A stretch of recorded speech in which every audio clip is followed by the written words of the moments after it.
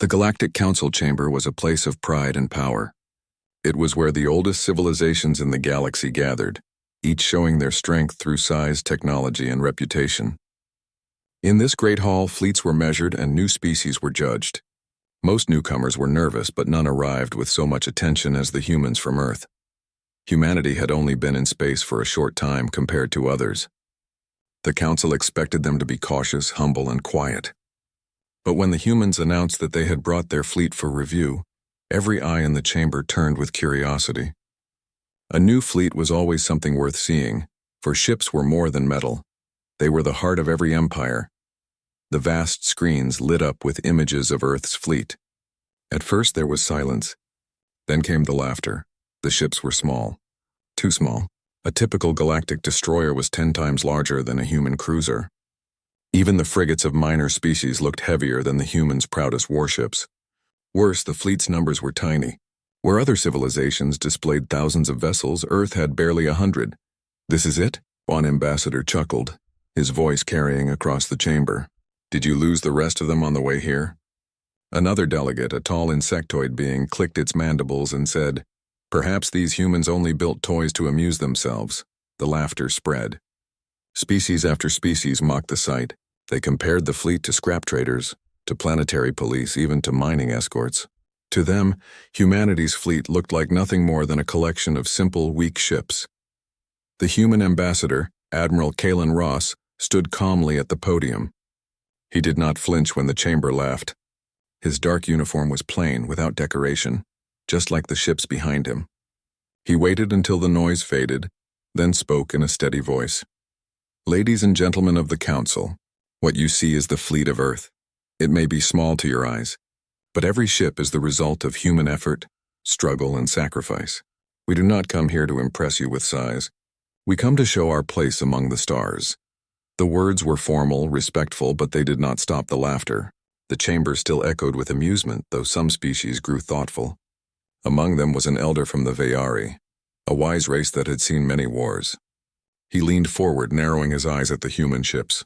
Something about them felt different. They were plain, yes, but not careless. Their designs were not for display. They were efficient, sharp, and simple, almost too simple. The elder whispered to his aide, "These ships were not built for show. They were built for something else." But his words were drowned out by more jokes and jeers. The humans remained calm. Their fleet's images rotated slowly, showing every angle. Instead of shining with gold or crystal like the fleets of wealthier civilizations, these ships carried dull gray hulls. They looked like machines meant only for work, not for glory. When the display ended, the council moved on to other matters. Plans of trade, debates about borders, discussions of piracy in distant sectors. The humans were politely included, but no one treated them as serious players. Most thought Earth would remain a minor world, amusing but unimportant. Still, whispers spread in the corners. Some remembered how humanity had reached space so quickly, how they had survived on a planet full of storms, droughts, and endless struggles. The small fleet might be strange, but perhaps there was more to it than met the eye. Back in the human section of the station, Admiral Ross spoke quietly to his officers. "They laugh now," he said, his tone steady. "But battles are not fought in council chambers. We know what our ships can do." His officers nodded. Each of them carried the same thought. Humanity had never been measured by size alone. What no one in the chamber realized was that Earth's fleet carried secrets. Every ship, though small, was designed with modular systems, flexible weapons, and crews trained for unity. While other species built massive vessels that required enormous resources, humanity built ships that were lean, adaptive, and clever. The Council only saw size. They did not see intent. For now, the galaxy laughed at the tiny fleet. For now, they mocked Earth's pride. But history would remember that this was the day humanity entered the stage, the day they were underestimated. And soon, very soon, the galaxy would learn how dangerous it was to laugh at humans. In the silence of their command deck, as stars drifted beyond the windows, Admiral Ross gave his final words to his officers. "Let them laugh. One day they will understand what it means to face humanity." The officers agreed quietly. They had no doubts. The galaxy had seen only numbers, size, and brightness, but humans had always been more than numbers. Their strength lay in their will, their creativity, and their refusal to bow down to mockery. The chamber may have laughed, but in the deep of space, humanity was preparing for a test that would shake the galaxy. The tiny fleet mocked today would soon become a name spoken with awe and fear, and so humanity waited, calm and patient. For history had just begun to turn in their favor. The galaxy was wide and restless. Peace was only a word in the council chamber. Out among the stars, power was the only law. It was not long after humanity's introduction that trouble came. The Dreth, a warlike species feared across sectors, launched an attack on a neutral colony world. The Dreth were infamous for their hunger to conquer. Their ships were massive, bristling with weapons, and their numbers seemed endless. When they struck, most civilizations hesitated. Some argued about treaties, others waited to see which way the wind would blow. But humanity did not wait. Admiral Kalen Ross received the distress call aboard the flagship Resolute. His officers looked to him knowing what it meant. The Dreth had chosen a world under council protection, but the council would take days to reach a decision. By then, millions of innocents would suffer. Ross stood tall in the command deck, his voice steady. "We cannot stand aside.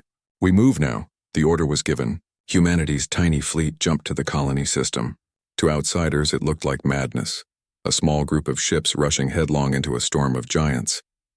When the Dreth fleet saw the human ships arrive, their laughter was as cruel as the council's had been weeks before. On their comms, the Dreth commander jeered, "You dare send this scrap against us? We will crush you in minutes," but Admiral Ross gave no reply. His fleet moved with silence and precision. The battle began. The Dreth ships opened fire first. Beams of energy streaked through the void, explosions lighting up the dark. To the Dreth, it looked like a simple fight. Giants against insects. But the insects did not scatter. They swarmed. Human ships darted forward, weaving between blasts. They were smaller, yes, but their engines were faster and their pilots braver. Where a Dreth cruiser turned slowly like a mountain, a human frigate twisted like a bird. "Target the weak points," Ross commanded. His officers relayed the orders and the fleet moved like a single mind. Every Dreth ship had vulnerabilities, exposed joints, energy vents, and blind spots too small for the massive enemy to care about. Humanity cared. Humanity had studied missiles flew. Railguns cracked. Human ships dove close, almost touching the hulls of the giants, and struck where it hurt the most. One Dreth cruiser, confident in its armor, suddenly exploded from within when a human torpedo slipped through its vent. The council observers, watching from distant probes, could hardly believe their eyes. They had expected to see the humans destroyed in minutes. Instead, they saw a style of battle no one else used, fast, sharp, and merciless. But the fight was not without cost. The Dreth were powerful and their weapons were brutal. One human frigate was caught in a broadside blast and shattered instantly. Another sacrificed itself by ramming into the shields of a Dreth battleship, buying seconds for its allies. Each loss was felt deeply, but none were wasted. Humanity fought not with raw power, but with purpose. Every move was a piece of a greater plan. The turning point came when the Dreth flagship entered the fray. It was a monster of metal, large enough to blot out stars, bristling with cannons and armor. No smaller empire had ever brought down such a ship. To the Dreth, it was invincible. Admiral Ross studied it on the screen, calm as ever. "This is where we make our stand," he said. He ordered the fleet into formation. Small ships raced around the flagship like hunters circling a beast. They fired in waves, striking the same points again and again. Sparks flew from the giant's armor, but still it endured, its weapons pounding the void. A human destroyer took a direct hit and vanished in fire. The crew knew they would not return home, but their sacrifice gave others a chance to strike deeper. Finally, Ross gave the command. "Bring it down." The Resolute led the charge. Every surviving human ship poured its fire into the flagship's weak points. Missiles tore through vents, railguns cracked open hull plates, and torpedoes dug into the heart of the beast.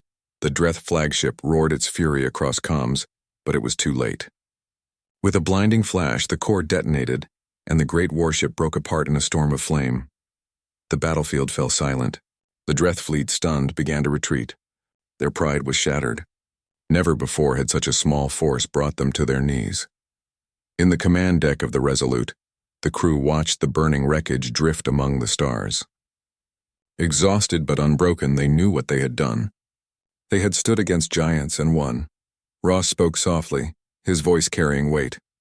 They thought us small. They thought us weak. But today we showed them what humanity truly is. Across the galaxy, news of the battle spread like wildfire. The council chambers, where laughter had once echoed, now sat in stunned silence. The species who had mocked the tiny fleet now whispered in awe and in fear, for the galaxy had seen something new that day. Not the biggest ships, not the grandest fleet, but a force that fought with unity, creativity, and courage, a force that turned weakness into strength. The tiny fleet had faced the storm and survived. And now every civilization knew. If this was what humans could do with so little, what would happen if they had more? The answer hung in the minds of all who heard the tale, and none dared laugh again. The stars were quiet now, but the galaxy was never the same. News of the humans' victory over the Dreth fleet spread faster than any ship could travel. Every civilization that had laughed at Earth's tiny fleet now stared with a mixture of awe, disbelief, and fear. Back on the human flagship Resolute, Admiral Kalen Ross surveyed the aftermath. His crew worked calmly, repairing ships, treating the wounded, and salvaging what they could. Despite the losses, there was no despair. Humans were built to endure, to adapt, and to fight again. "What do you make of it?" asked Commander Leah Chen, Ross's second-in-command, looking at the data on the Dreth flagship. Ross shook his head slightly. "They think strength is size, firepower, armor. We showed them it is more than that. Coordination, creativity, and courage, that is what counts." The crew had witnessed firsthand how small ships, used with skill and unity, could take down monsters. They knew the secret of their fleet. Every vessel was designed to adapt, every crew trained to think, and every loss was part of a plan. Meanwhile, in the council chambers, the reactions were sharp. The species that had mocked humanity before were now silent. Analysts replayed the battle footage endlessly, trying to understand how a fleet so small could achieve such destruction. They called it impossible, but the evidence could not be denied. The Vayari elder, who had first noticed the humans' strange efficiency, finally spoke aloud. They did not fight as individuals. They fought as one. Every loss was a choice, every strike deliberate. "This is a lesson." Others grumbled, unwilling to admit the truth. Some whispered that Earth had been lucky, that the Dreth had underestimated them. But across the galaxy, the story was the same. Humanity had been underestimated, and that mistake would cost anyone who repeated it. On Earth, the people celebrated quietly. Not with extravagance, but with a sense of pride that had always defined them. Humanity had faced giants and had not bowed. Children in schools learned about the battle, and young engineers dreamed of joining the fleet. Humanity's spirit, resilient and determined, had inspired not only their people but countless others across the stars. Back in the council, the first ambassadors began to approach Earth's representatives cautiously. Alliances were offered, treaties proposed, and questions asked. "How do you make such ships?" one ambassador asked, a mixture of respect and fear in its voice. Ross smiled faintly. "We do not rely on sheer numbers or power. We rely on intelligence, teamwork, and adaptability. Our ships are small because they are meant to survive, to endure, and to act when others cannot. That is how humans fight." The galaxy began to learn the most dangerous thing about humanity: their unpredictability. Other civilizations built massive fleets and assumed they were unstoppable. They measured strength by size and assumed the strongest would always win.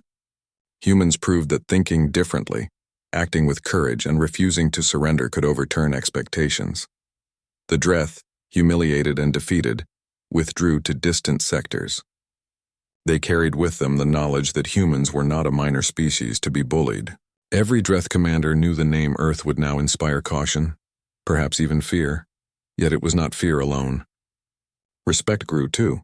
In quiet corners of space stations, beings whispered about humans not just as warriors but as thinkers and problem solvers. They were a species that survived a harsh planet, that learned to adapt, that valued courage and ingenuity above all. Admiral Ross stood on the observation deck of the Resolute, looking at the stars. The galaxy seemed larger now, more alive. He thought of the Dreth flagship drifting in ruins and the humans who had sacrificed themselves to achieve victory. Every life lost had a purpose, and every life honored the idea that humanity would never yield. "Do you think they understand us?" Leah Chen asked quietly, joining him. Ross shook his head. "They may never fully understand, and that is to our advantage. Humans are not predictable.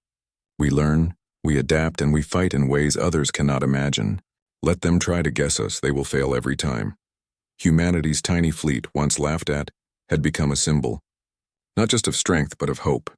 In every system where humans had fought or helped, beings looked at them differently. They were no longer just a small species on a quiet planet. They were survivors, thinkers, and warriors. They were humans, and they were terrifying when underestimated. As months passed, humanity continued to expand cautiously. They repaired their fleet, trained new crews, and studied the galaxy. But one thing remained clear: size alone never mattered. Strategy, unity, and courage were the greatest weapons any species could wield. Other empires began to reconsider their assumptions. Alliances with Earth grew, not out of fear but out of admiration. Even those who had once mocked the tiny fleet now watched carefully, knowing that humanity's way of thinking, small, clever, united, could turn any battle, any conflict to their favor. Back on Earth, children looked up at the stars with wonder. Engineers designed new ships with the same principle: efficient, adaptable, and dangerous in skilled hands. Soldiers trained with the knowledge that bravery and teamwork mattered more than size. Humanity had learned its greatest lesson. To survive, it had to think, act, and endure in ways no one else could. And in the council chambers, across the stars, one truth became clear: never again would anyone laugh at humanity. For the tiny fleet had shown the galaxy the terrifying power of a species underestimated, and the world would remember forever. Ross returned to his quarters, exhausted but satisfied. Humanity had not just survived its first test, it had proven a timeless truth. Courage, unity, and intelligence could overcome any obstacle. The galaxy had laughed once. That laughter was gone, and it would never return. The stars stretched endlessly before him, full of challenges yet unseen.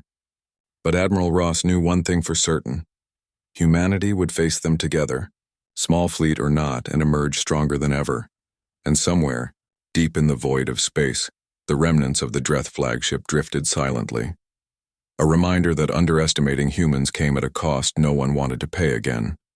Part 3 is now fully written, 1,000 words, finishing the story with humanity's rise, recognition, and the galaxy's changed perception, in simple English, third-person style, and fully clean. If you want, I can combine all 3 parts into a single polished HFY short story, making it read like a continuous tale of about 3,000 words ready to share or publish. Do you want me to do that?